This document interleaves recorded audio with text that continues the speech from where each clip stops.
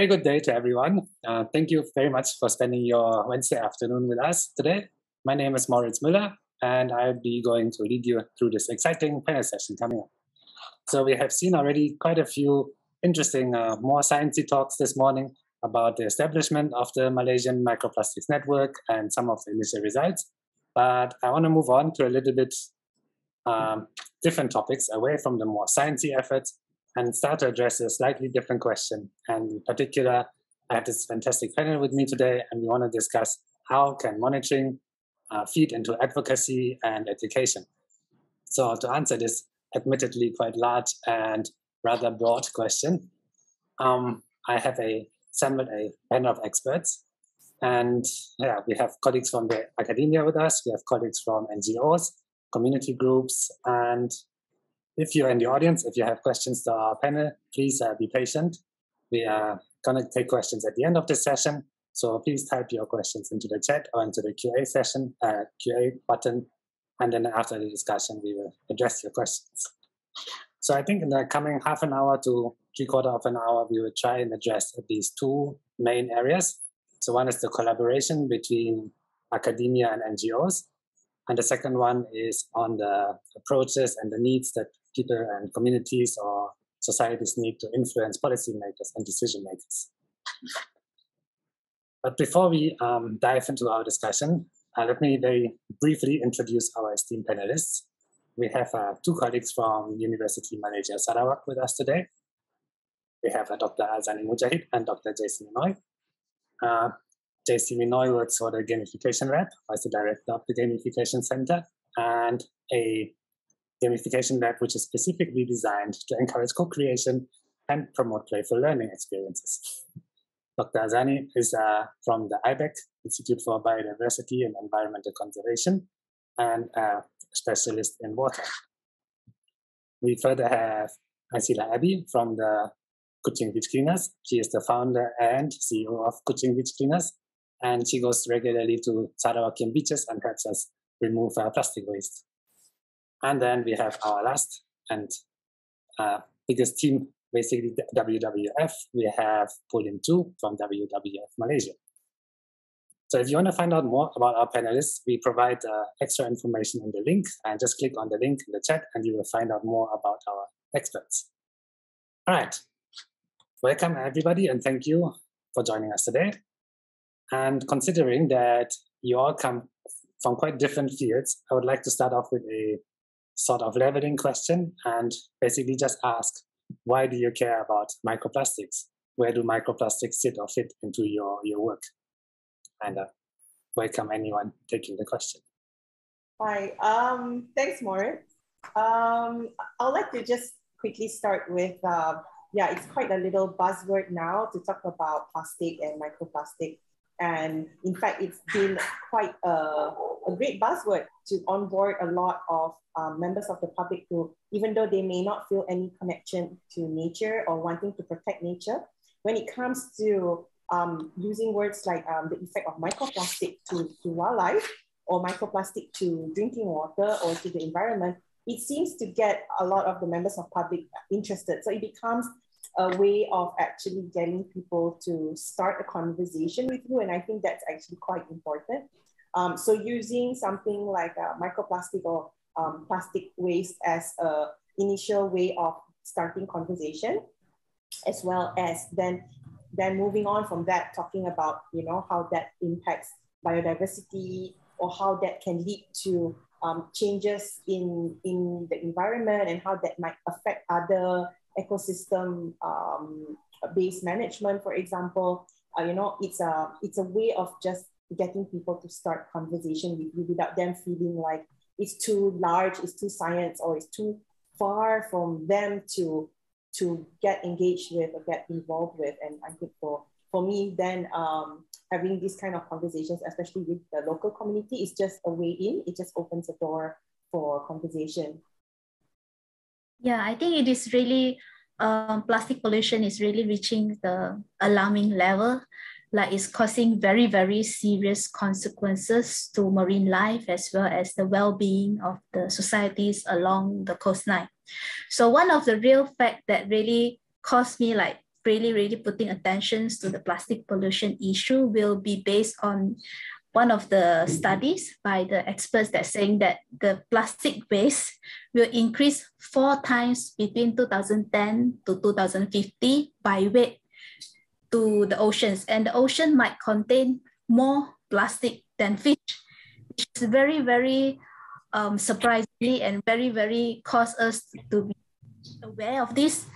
And this information must be shared to the communities, must be shared to the public, must be shared to everyone, so that we are aware that this are we going to face in the future. So these are the things that we hope that able to mainstreaming, so that to let everybody is aware of this, and also taking very serious step to approach it and also to combat and reduce the plastic waste. Thank you both. Maybe I pass the question on to Alcila, who works on macroplastic. How does microplastic fit into your line of work? Thank you, Moritz, for the question. To be honest, microplastic, in my experience and with the volunteers that we always engage with, it's a very new word. They are much more familiar with the word trash and just plastics in general. So for me, microplastics personally, for me, it does matter because anything from plastic is just nothing great. Of course, plastics, when it comes to conveniency, is good. Food packaging, you go camping, it's nice to have plastics, etc., all those kind of stuff. But there's a lot of give and take. There's a lot of downside to it, because back in the 1950s, when they start to create plastics, there weren't much thought about how to deal with it after that. So going back again, for me, microplastics is still very new to especially young people, younger generations, the youth over here in around Kuching generally, still new. But for me, it is a big matter lah. As to you, Moritz. Thank you. Very much. Yes. Last but not least, Dr. Jacey.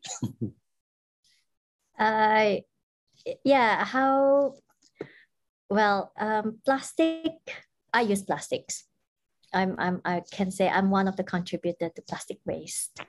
I think because I'm brought up with having plastics, throwing cat litters also in plastic bags and plastic bags into another plastic bags, and you get all your bins, plastic bags after plastic bag, layers of plastic bags, and then you throw it into the bin. So yeah, I learned a lot of terms like microplastics, plastic waste, climate change. Climate change has always been my interest. And I think I have to thank Aazani as well, because we hear a lot of this buzzword, but the younger generation might not be aware. But having said that, I think a couple of years back, when I went to school, one of the private schools in Kuching, these kids at the age of 8-year-old are already aware of what microplastics is. And they know what are the different types of waste, like what sort of PET bottles that you can repurpose or not repurpose, and what you can do with it. And I was thinking, after looking at these kids, I go like, if these kids knows what is lacking with the youth and the adults and the older generation, why are they not aware of this? So I am a lot more interested with the human behaviors, like how much we can push this agenda forward, because perhaps the older generation might think that they might not live long, but they might not have it in mind that, they're leaving Earth to their younger generations, to their grandchildren, or perhaps their great-grandchildren, and what the world would be, they might not see to that far, that vision. So yeah, so under the center, this is the driving force of what we are trying to do, whereby we look at educations. Yeah, so thank you, Moritz. I hope I answered your question. No, thank you. Wonderful answer. Perfect. Move into the next question. I saw Poh Leem and Alcila already nodding heads just now when you talk about education and moving it to the younger generation. So I wonder how sometimes we transfer the knowledge from the sciencey lectures or from the sciencey experiments into the actual youth or generation society? How do we transfer that knowledge and make it happen, make it an actionable action on the ground? So you mentioned just now you have these younger kids who are aware, but then there's this gap in between the slightly older ones. So where did we go wrong, and where did this engagement with the society go wrong? So I would be interested to hear from Poh Leem or Alcila, how do you engage with the youngest, and how do you try and bring critical issues such as microplastics or pollution to the youth? Yeah, I think, thank you, Moritz, for the question. So definitely education and awareness and also outreach is really, really crucial.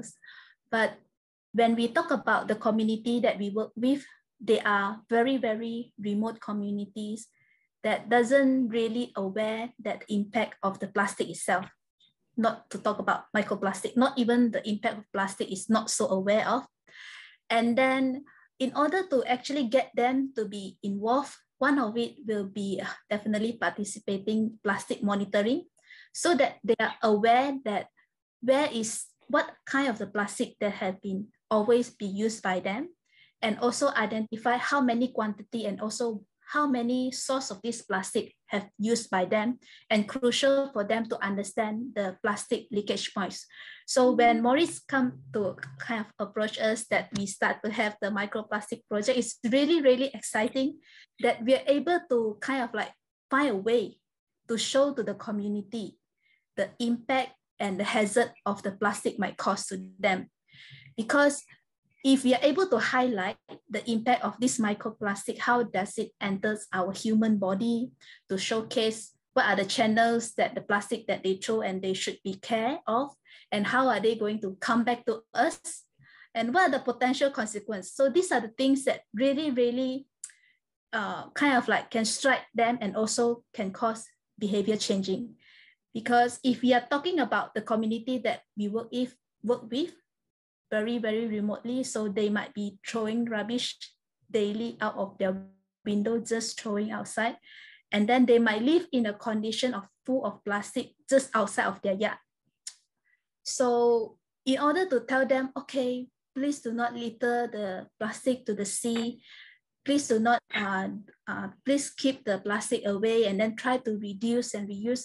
And this is very, very new idea. I would say this is very, very, very big changes for them to change their behavior. So if you're able to kind of like share the information, how many microplastics actually entering their body, how many plastics actually causing hazard to their health, then it will cause some behavior change. So this is something that we really hope to see, that in future, maybe more research can be put on effort in terms of like how the impact and hazard of these microplastics that can help us to actually share these informations to change humans' behaviors. Thank you. Yes, definitely a very hot science topic, the impact of microplastics on humans. Yes, I saw Alcila, you wanted to add something? Yes, thank you. Just to echo Poh Leem's notion she mentioned just now, I much agree with education and participation. For our situation where we engage with the urban youths, they really like the idea of participation. And for us, because we do a lot of beach clean, it's from there they sort of get the awareness and the education from. It's not really, I won't say it's not really by them going through research first and then participate. But for them, it's because the idea of beach clean is something like, oh, it's something cool, I suppose, like something cool and something that youths around the world are doing. So I want to join that. So it's that kind of pull instead, but it's not, I won't say it's a bad pull. So once they're attracted to this kind of activity that you can do together with your friends, you can post photos in their social media accounts. And then this is how they sort of pull them into doing this kind of thing. So that's education and awareness. Then after that, then they will do their own research on knowing more about plastics and eventually microplastics. I hope that answered your questions. Yes, definitely. Thank you. I'm wondering, does Jacey have a different outlook on this? Because she comes from the academic side, but you talk a lot about education and reaching people. So you develop new methods, I assume, or how do you ensure that your information reaches the public, the audience? Yeah, we work a lot with participants, which includes teachers. We work closely with teachers because we believe that teachers can make a difference to the students. And teachers actually spend a lot of times with the students. And once the teachers understand this sort of knowledge, it will trickle down to the kids in schools.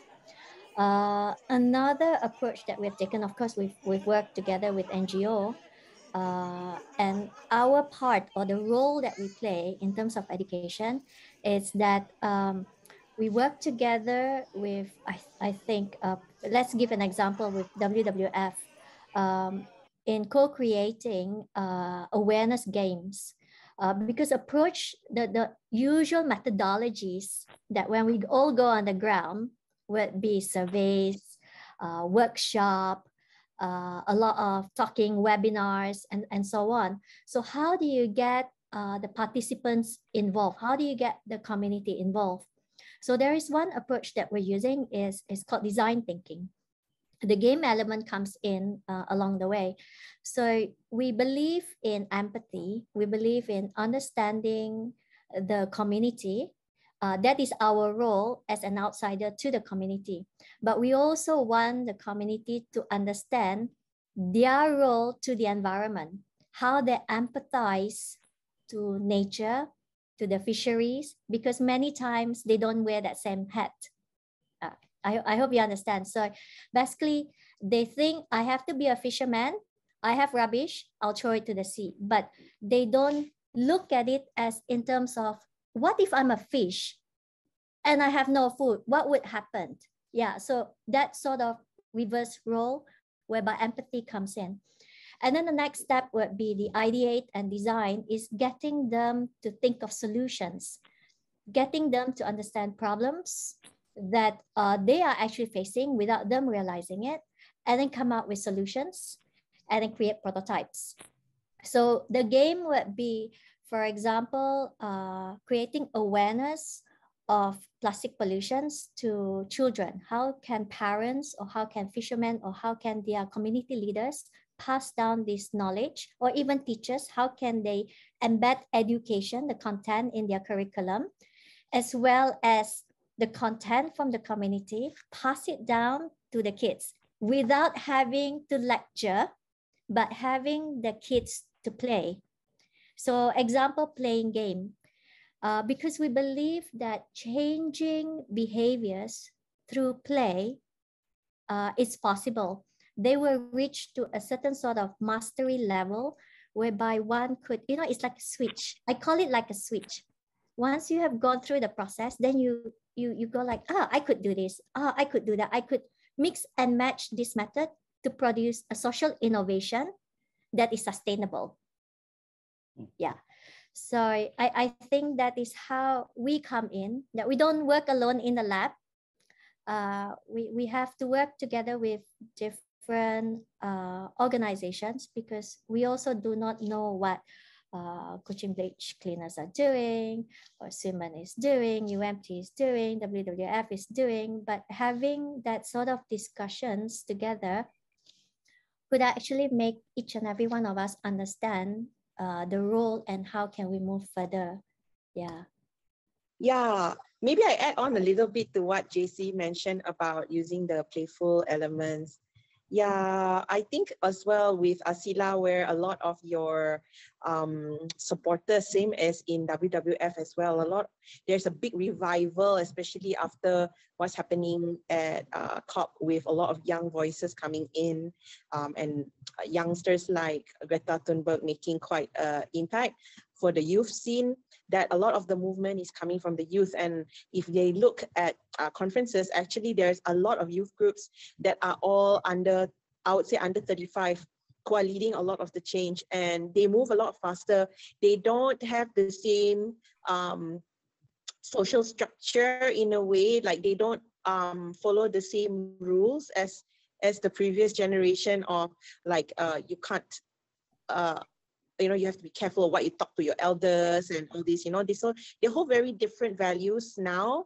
And so they can move forward a lot faster because they can use the 4-PA pass, you know, like this pass of, oh, I'm still young and I make mistakes, right? And they're using that actually with a very powerful way, pushing forward a lot of changes, even from the grassroots levels. I can see that working in a lot of the villages that we have, that they learn very fast.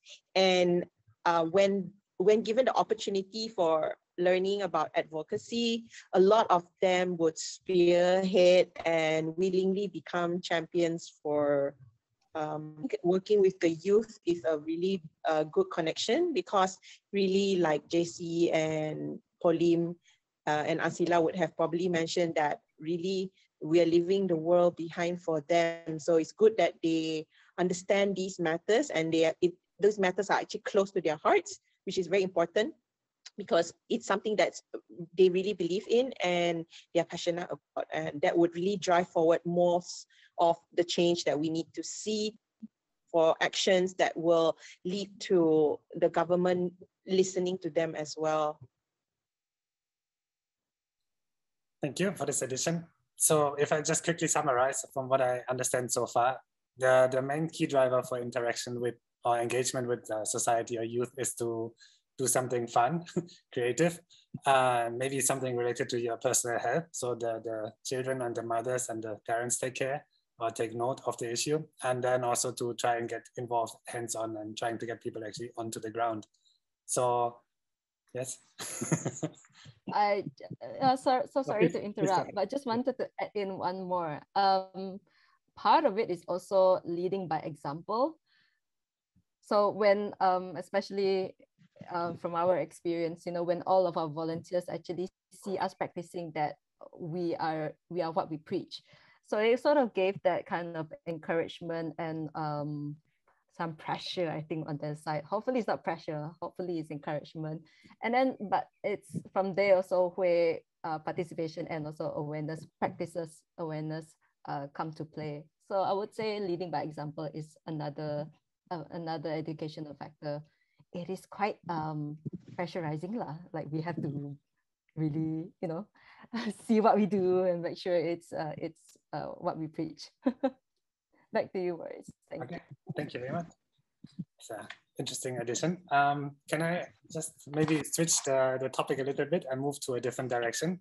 So I'm wondering, we have all this information about plastics, and you are doing all the basic, the groundwork, and you're trying to engage and get people to be aware of the topic. But then most of the new policies and the larger decisions, which affect, for example, waste management, or we have all this translational waste management coming out of COP, but that has to be adopted by countries, has to be adopted by states. So the big decisions are all made by legislative bodies in the cities or in the larger players. So how do your organizations play into this role? How do you try to influence policy making on a larger scale?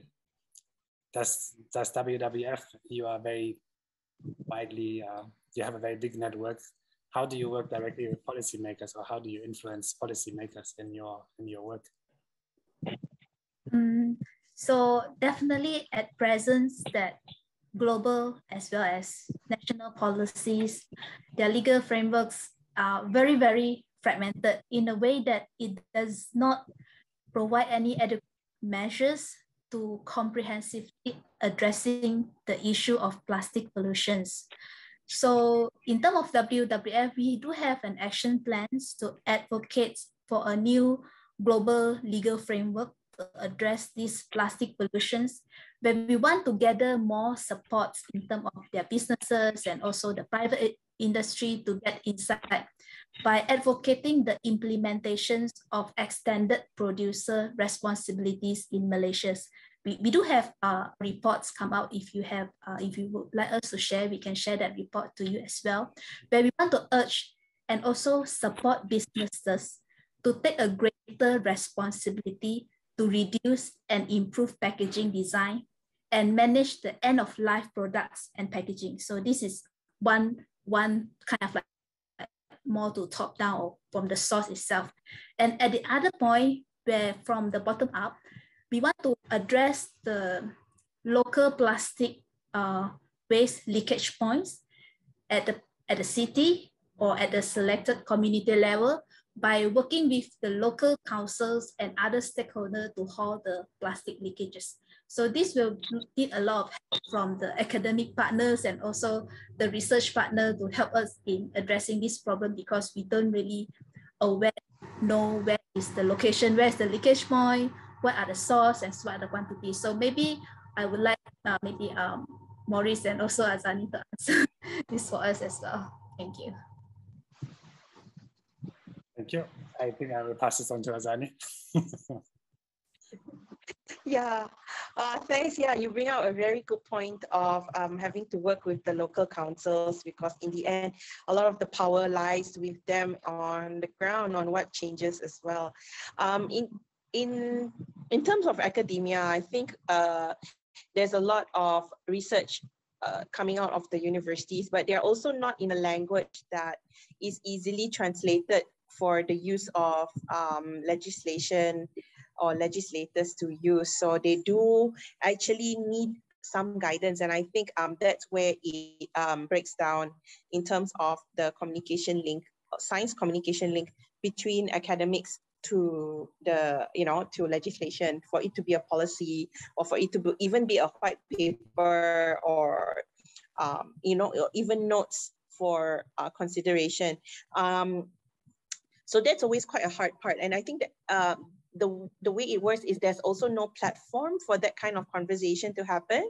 So I've seen in Sabah where they've had platforms such as SEEN, for example, which is environmental based for most part, but having such a platform where the different agencies together with the local governments can then of that communication. And I think not all the states have something like that, but such a platform might be really useful then, so that it's better communicated, and as well as aligning the research of what is the needs. So we will be doing our work, but we'll be based on literature, what is needed, but that may not be what the field practitioners need on the ground, or what the legislator may need as evidences to push forward any change. So everybody's doing their own thing and no one's talking to each other.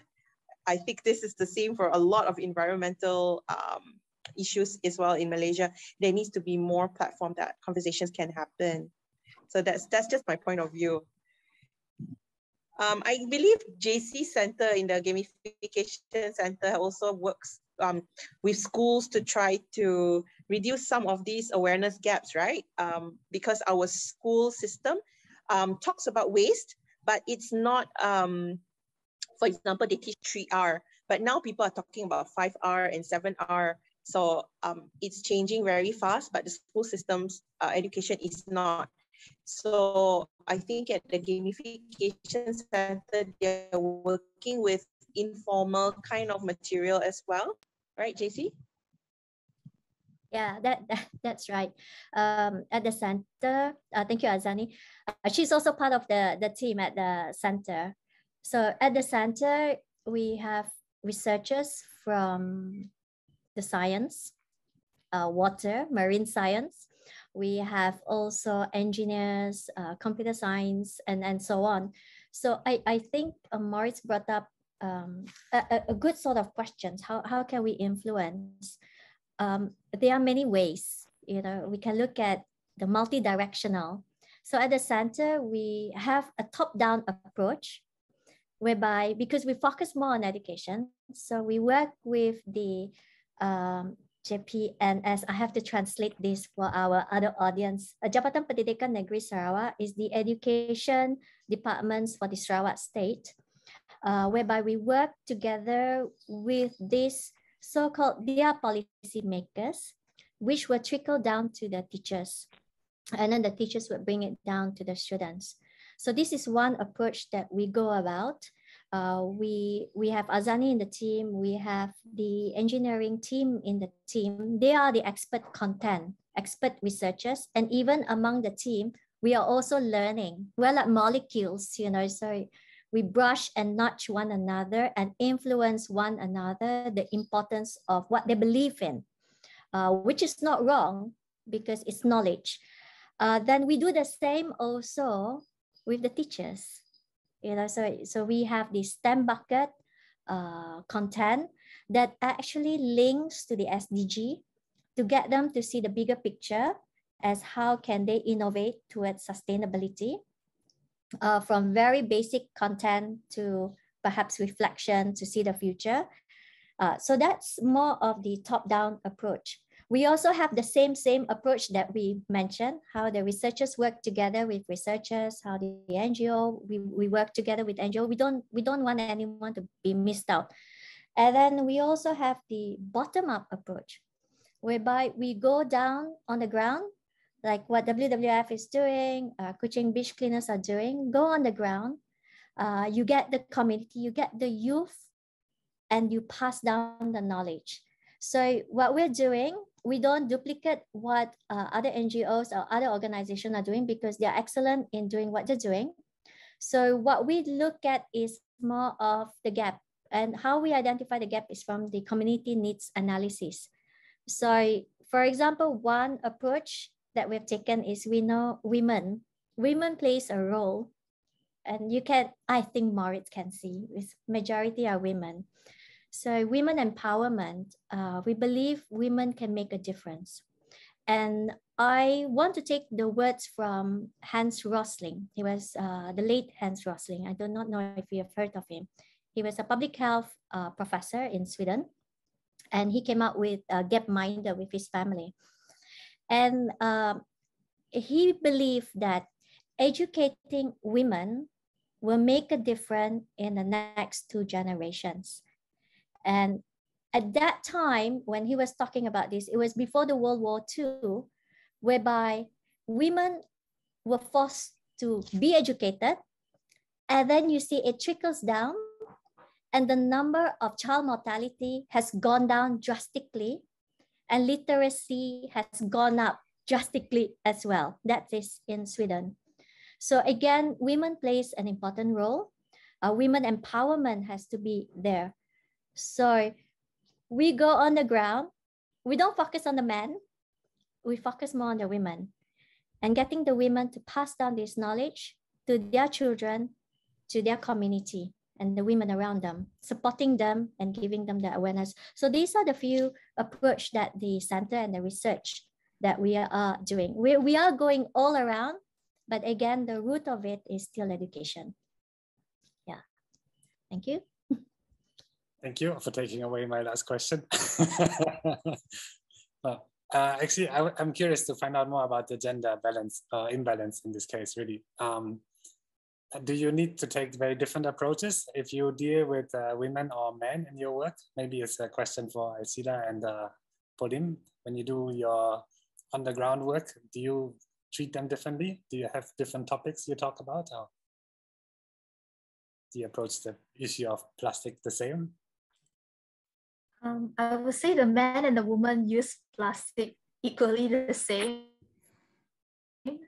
So I don't think, in general, we are much more like kind of like engaged with the youth. So it's including men and women in the group. So there's not so much of like having to say that must be woman or must be a guy to be engaged. So I don't think that's not much of the gender issue here. Alcila? I think for our case, we don't really have any specific approach for any gender, but we do observe that most of our volunteers are female, and then we have more questions from the female side, and usually they always come up with questions about, they are more caring. So this is what we gather and deduce. They are more caring about the environment, and this is why they join. Most of the time, the guys they join is because they were forced by their girlfriends or forced by their wives. Women power, good, glad to hear. All right, I have 2 more questions left. Maybe we can then start to slowly close it up.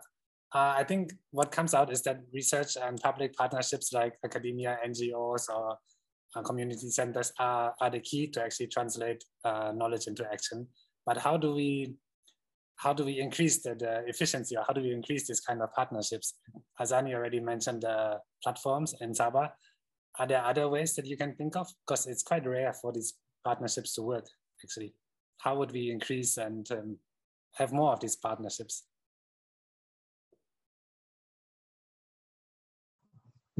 Yeah, I think the easy answer, if there's money, everything happens, right? Money talks. Yeah, if there was enough funding for networks and platforms to continue having conversations, I think.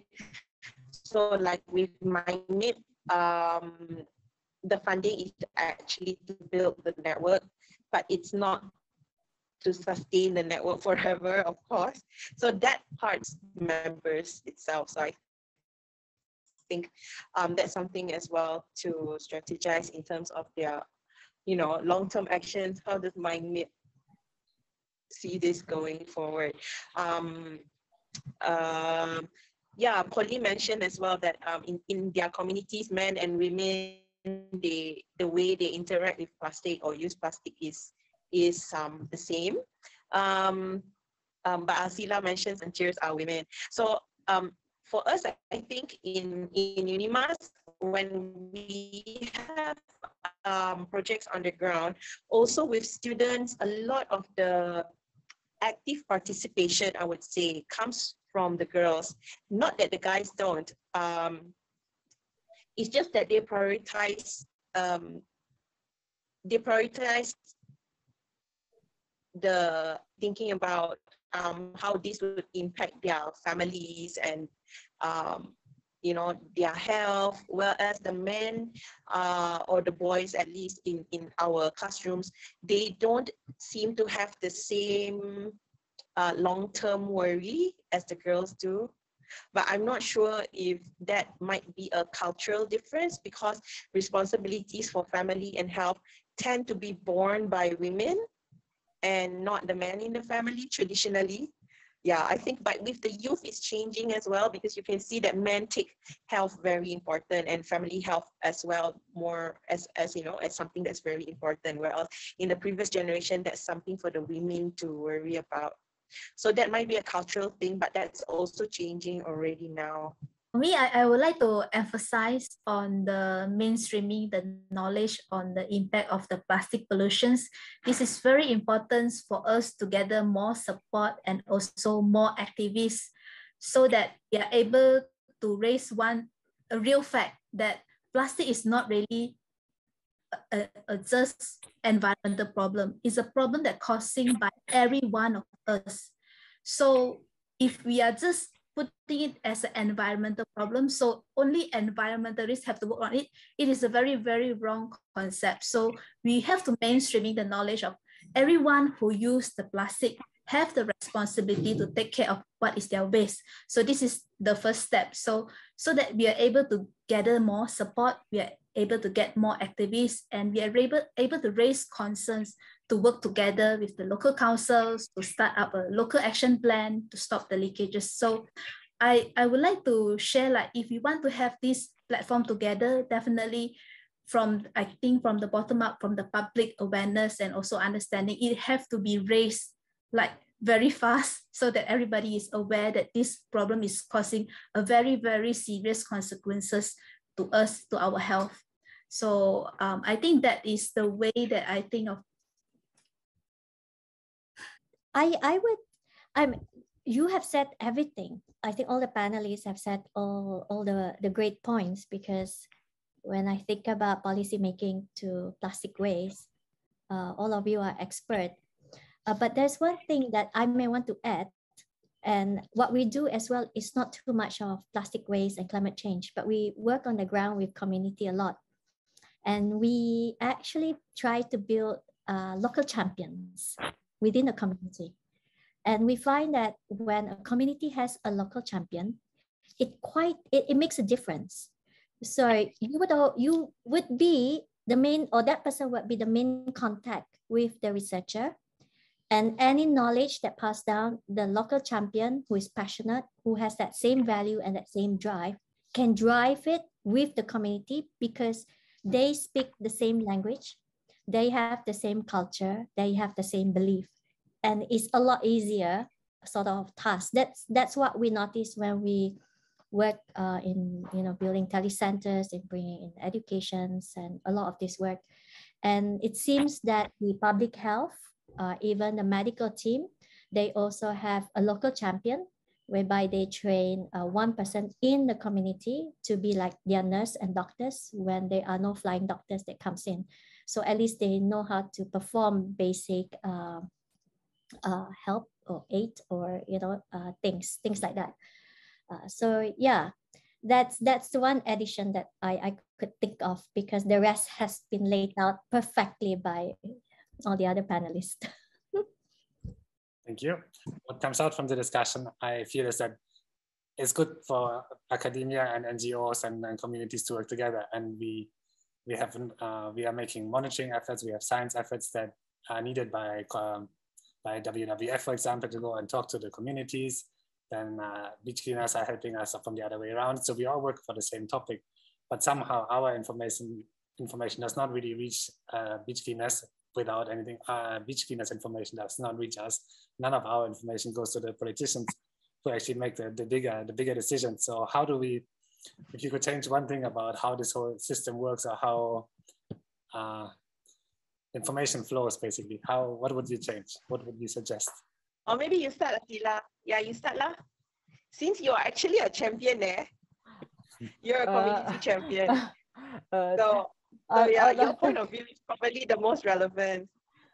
I guess ideally we'll have a centralized body or centralized system where all of us have access or could communicate with each other of all our efforts, this and that. It could be something like a cloud, something that's on the cloud where everyone has access. But another thing is also discussion. Here, one challenge faced by NGOs here is, I think mentioned earlier by Aazani, in a way, is also the lack of funding. So sometimes they say collaboration is key, but to build collaboration and partnership, you need to have manpower or capacity for that. So let's say your NGO is very small and then you cannot afford to have like a full-time staff or whatsoever. And let's say that person is also having a 9-to-5 job. So, having one person to toggle between two different kind of life is something hard to upkeep, But that is, I would say, one of the challenges when it comes to NGOs, small NGOs, especially volunteering. But the thing is, the NGOs input this and that also is quite important when it comes to channeling data or information to other stakeholders. But yeah, if there's a way to centralize or make things easier, I think that's all I can say for now. It's a beautiful layover to our talk tomorrow on the second day by Cherry Rita, who will talk about the new marine litter policy in Malaysia. Yeah, maybe I could add on a little bit to what Alcila is talking about. Like I brought it up earlier as well about in terms of funding. Really, a lot of even if there was money that was provided, it's very ad hoc. Ad hoc meaning you can run a program for 1 or 2 years, but it's not totally sustainable. And so in the end, it would also mean that the community will have to take up a lot of the effort themselves, right? Because it's part of those who are impacted, especially will have to take it up for the long term. So in terms of empowering the community, I would say that we're talking about we have to share information among ourselves, but also we have to think about how do we continue supporting the villages for long term, not just ad hoc. So I think that would be funding not just for our communication among ourselves, but definitely for the communities to continue as well with sustainability on the ground for themselves.